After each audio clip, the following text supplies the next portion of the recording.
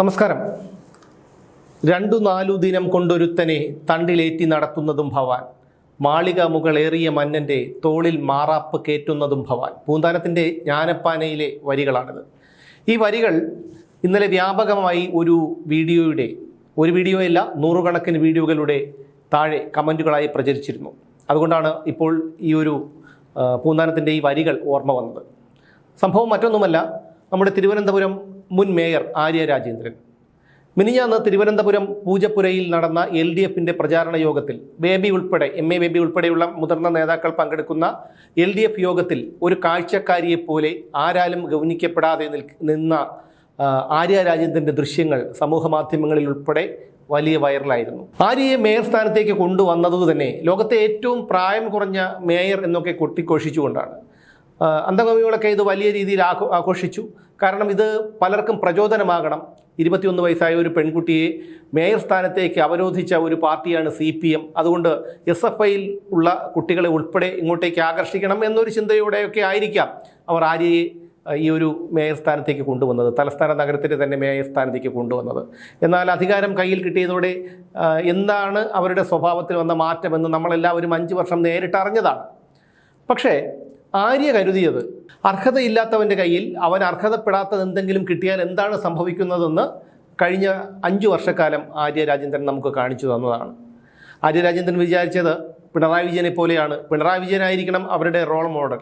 അതേ രീതിയിലാണ് അവരുടെ പ്രവൃത്തികളെല്ലാം. അതായത് പ്രതിപക്ഷത്തെ ബഹുമാനമില്ല, നാട്ടുകാരെ ബഹുമാനമില്ല, ആരെയും ബഹുമാനമില്ലാത്ത രീതിയിലുള്ള ഒരു പ്രകടനമാണ് 5 വർഷം ഈ ആര്യ രാജേന്ദ്രൻ കാഴ്ചവെച്ചത്. എന്നാൽ ആര്യ രാജേന്ദ്രൻ്റെ കണക്ക് കൂട്ടൽ തെറ്റിപ്പോയി. കാരണം പിണറായി വിജയൻ മുതിർന്ന നേതാവാണ്, അയാളോടൊപ്പം നിൽക്കാനായി അയാളുടെ പഴയ ആൾക്കാരും അണികളും ഒക്കെ കാണും, മാത്രമല്ല മുഖ്യമന്ത്രിയാണ്. പക്ഷേ ആര്യ രാജേന്ദ്രൻ പുതിയ ആളാണ്. അതുകൊണ്ട് തന്നെ അവർ മേയർ സ്ഥാനത്തിരിക്കുമ്പോൾ കുറച്ച് പേരൊക്കെ കൂടെ നിൽക്കും എന്നുള്ളതല്ലാതെ മേയർ സ്ഥാനത്ത് നിന്ന് ഇറങ്ങിയാൽ എന്താണ് ഉണ്ടാകുന്നത് എന്ന് ഇപ്പോൾ ആര്യ രാജേന്ദ്രന് മനസ്സിലായി കാണും. എന്തായാലും നമുക്ക് ഓർമ്മ വരുന്നത് യദു എന്ന് പറയുന്ന ആ ഒരു KSRTC ഡ്രൈവറുടെ കാര്യമാണ്. അയാളുടെ ജീവിതം പോലും വഴിമുട്ടിച്ച, അയാളുടെ മാപ്പപേക്ഷ പോലും, അയാൾ തെറ്റു ചെയ്യാതിരുന്നിട്ട് കൂടി അയാളുടെ മാപ്പപേക്ഷ പോലും കേൾക്കാൻ തയ്യാറാകാതിരുന്ന മനുഷ്യത്വമില്ലാത്ത ഒരു വ്യക്തിയാണ് ആര്യ രാജേന്ദ്രൻ. അവരുടെ ഭർത്താവും ഒക്കെ തെളിയിച്ചതാണ്.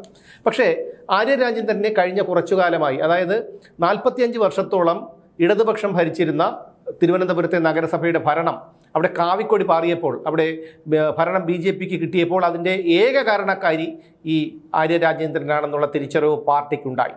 പക്ഷേ ഇപ്പോഴും എന്നെ അത്ഭുതപ്പെടുത്തുന്ന കാര്യം, ആര്യ രാജേന്ദ്രന് ഒരു പിഴവല്ല, അവർക്ക് ഓരോ ദിവസവും വന്നുകൊണ്ടിരുന്നത് പിഴവുകളാണ്. പാർട്ടി അണികൾക്കിടയിൽ പോലും ആര്യ രാജേന്ദ്രന് വലിയ രീതിയിലുള്ള എതിർപ്പുണ്ടായിരുന്നു. എന്നിട്ടും എന്തുകൊണ്ടാണ് അവരെ ആ സ്ഥാനത്ത് നിന്ന് മാറ്റാതിരുന്നത് എന്നുള്ള കാര്യം വലിയ അത്ഭുതമായി ഇപ്പോഴും തുടരുകയാണ്. കഴിഞ്ഞ ഈ തദ്ദേശ തെരഞ്ഞെടുപ്പിൽ ആര്യ പ്രചാരണത്തിന് പോലും ഇറങ്ങിയതായിട്ട് അറിവില്ല.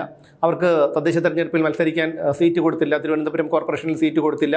അപ്പോൾ പാർട്ടി സെക്രട്ടറിയായ MV ഗോവിന്ദൻ പറഞ്ഞത് നിയമസഭയിൽ പരിഗണിക്കുമെന്നാണ്. നിയമസഭയിലും പരിഗണിച്ചില്ല എന്ന് മാത്രമല്ല, പ്രചാരണ വേദികളിലോ പാർട്ടി പരിപാടികളിലോ ഒന്നും അവർ ക്ഷണിതാവായില്ല, ഒരിടത്തും പങ്കെടുത്തില്ല. അങ്ങനെ ഇരിക്കുമ്പോഴാണ് പൂജപ്പുരയിൽ LDFിൻ്റെ പ്രചാരണ യോഗത്തിൽ ആര്യ വന്നത്. അതൊരു പക്ഷേ ആരും ക്ഷണിച്ചില്ല. അവിടെ വന്ന് നിൽക്കുമ്പോൾ മാധ്യമങ്ങളൊക്കെ പഴയതുപോലെ ചുറ്റും വളയും, നാട്ടുകാരെല്ലാം കൂടും. അപ്പോൾ അവിടെ ഒരു സെലിബ്രിറ്റി പരിവേഷം ഉണ്ടാവും. ഇന്നിപ്പോൾ മാധ്യമങ്ങളിലൊക്കെ ആ വാർത്ത അച്ചടിച്ചു വരും. ദൃശ്യമാധ്യമങ്ങളെല്ലാം അത് വളരെ പ്രാധാന്യത്തോടുകൂടി പ്രചരിപ്പിക്കും.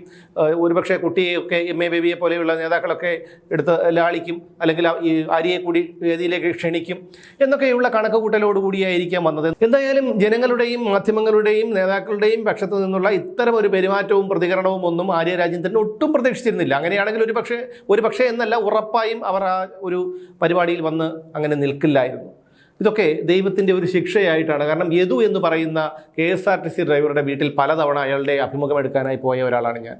അയാളുടെ അമ്മയില്ലാത്ത ഒരു കുട്ടിയെ വളർത്തുന്ന ഒരാളാണ് അവൻ.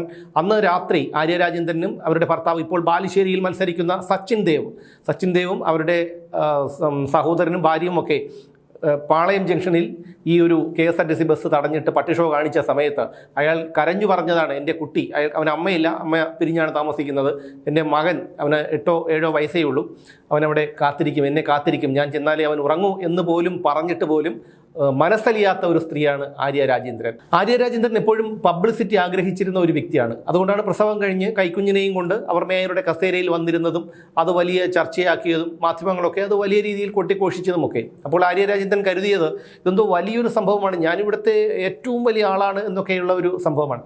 പക്ഷേ ഏതോ യൂറോപ്യൻ രാജ്യത്തെ ഒരു വനിതാ മന്ത്രി പാർലമെന്റിൽ തൻ്റെ കൈക്കുഞ്ഞുമായി വന്നിരുന്ന് മുലയൂട്ടുന്ന ഒരു ദൃശ്യം അന്ന് അന്താരാഷ്ട്ര മാധ്യമങ്ങളൊക്കെ വലിയ രീതിയിൽ അത് ചർച്ചയാക്കിയിരുന്നു. പക്ഷേ അവിടത്തെയും ഇവിടത്തെയും സ്ഥിതി വ്യത്യസ്തമാണ്. അവിടെ ഇത്തരത്തിൽ ആളാകാനല്ല ആ ഒരു മന്ത്രി വന്നത്, ഇവിടെ പക്ഷേ സ്ഥിതി വ്യത്യസ്തമാണ്. അതൊക്കെ കണ്ടാണ് ആര്യ അത്തരം ഒരു നാടകം കൂടി അവിടെ കളിച്ചത്. എന്തായാലും ആര്യ രാജേന്ദ്രൻ്റെ എല്ലാ കണക്കുകൂട്ടലുകളും തെറ്റി. അവിടെ വരുമ്പോൾ ക്ഷണിച്ച് വേദിയിലേക്ക് ഇരുത്തുമെന്നും എല്ലാവരും ഗൗനിക്കുമെന്നും മാധ്യമങ്ങളെല്ലാം തന്നെ വളയുമെന്നുമൊക്കെ അവർ പ്രതീക്ഷിച്ചു. പക്ഷേ നമുക്ക് ആ ദൃശ്യങ്ങളിൽ നിന്ന് മനസ്സിലാക്കാൻ കഴിയുന്നത് മനോരമ TV ചാനലിൻ്റെ ക്യാമറാമാൻ വളരെ രഹസ്യമായിട്ടാണ് ആ ദൃശ്യങ്ങൾ എടുത്തത് എന്നുള്ളതാണ്. ആര്യ രാജേന്ദ്രൻ്റെ ഭർത്താവ് സച്ചിൻ ദേവ്, അയാൾ സിറ്റിംഗ് MLA ആണ് ബാലുശ്ശേരി മണ്ഡലത്തിലെ. ഇപ്പോഴും ബാലുശ്ശേരി മണ്ഡലത്തിൽ അയാൾ മത്സരിക്കുകയാണ്. സ്വാഭാവികമായും ആര്യ ഒരു രാഷ്ട്രീയക്കാരിയാണ്, തിരുവനന്തപുരം മേയറായി ഇരുന്നൊരു വ്യക്തിയാണ്. അതുകൊണ്ട് തന്നെ ഈ സമയത്തൊക്കെ ഭർത്താവിൻ്റെ പ്രചരണത്തിനോടൊപ്പം നിൽക്കേണ്ട ഒരാളാണ്.